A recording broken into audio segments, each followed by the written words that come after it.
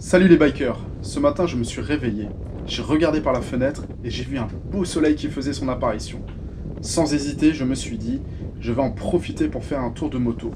Puis, j'ai eu une lumière. Punaise, on est le 1er janvier 2022, ça fait une éternité que je n'ai pas posté de vidéo sur ma chaîne. En plus, depuis quelques mois, j'ai une nouvelle moto que je ne vous ai même pas présentée. Et là, j'ai dit, maintenant, je vais reprendre le temps pour continuer à vous faire partager ma passion. La naissance de mon deuxième garçon, beaucoup de travail ont fait que j'ai dû mettre ma chaîne de côté. Mais aujourd'hui, je suis vraiment heureux de vous poster cette nouvelle vidéo qui, je l'espère, va vous plaire. Et avant de rentrer dans le vif du sujet, je vous souhaite du fond du cœur une merveilleuse année 2022 en espérant qu'elle nous laisse profiter pleinement de notre passion. Prenez bien soin de vous et de vos proches.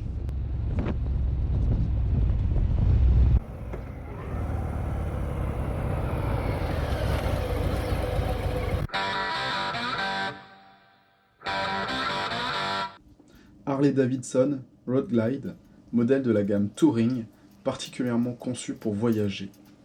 Elle dispose d'un moteur 107 Milwaukee 8 de 1745 cm3, développant 150 Nm de couple. C'est d'ailleurs le même moteur que j'avais dans ma précédente moto, la Sportglide. C'est donc un modèle très lourd puisqu'elle pèse 388 kg. Cependant, elle reste maniable de par son assise basse et de la bonne prise en main du guidon. La position est vraiment très relaxe. Ce qui la caractérise, c'est cette tête de fourche énorme que l'on appelle Shark Nose, nez de requin. Elle est séparée du guidon, ce qui lui donne l'avantage de ne pas peser sur la direction à l'inverse de la Street Glide. Visez un peu ces deux gros phares à LED. On voit les deux disques de frein à l'avant, les étriers Brembo 4 pistons, cette grosse fourche. Elle dispose de l'ABS. Là, on voit les deux gros cylindres. Une boîte 6 rapports avec possibilité de les changer avec le talon. D'ailleurs, je n'utilise plus que ça.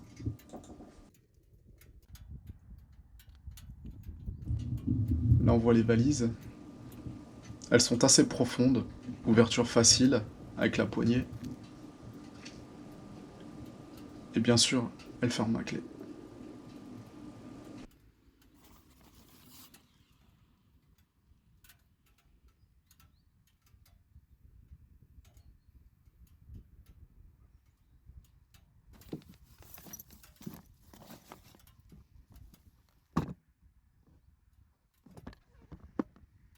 Il y a l'antenne pour la radio et le GPS.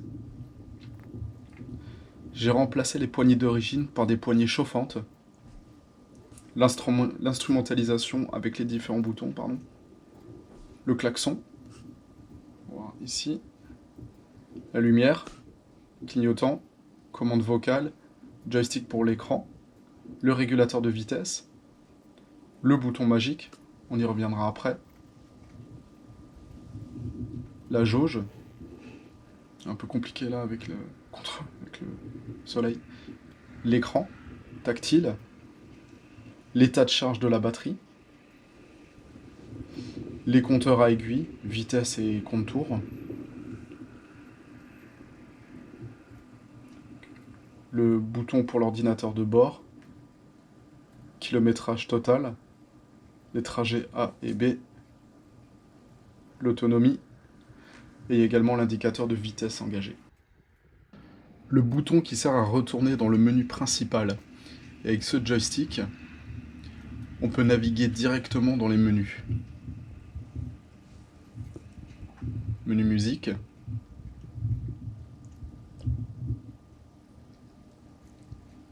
GPS.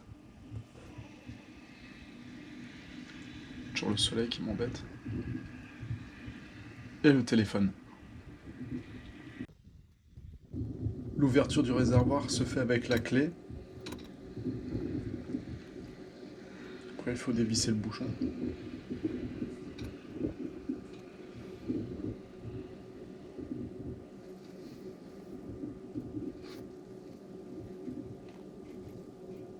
Là, un rangement à droite avec prise USB. Un rangement à gauche. Et une prise 12 volts. J'ai fait installer une ligne d'échappement Dr Jekyll et Mr Hyde.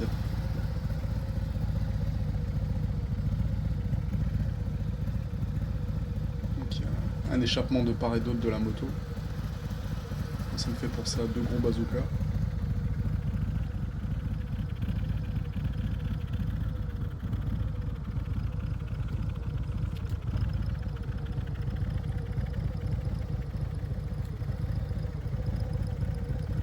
Plaque du constructeur.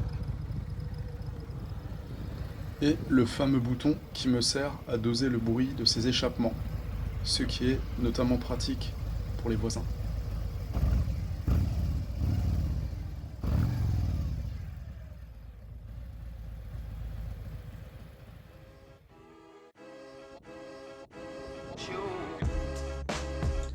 Voilà, j'espère que ma présentation t'a plu.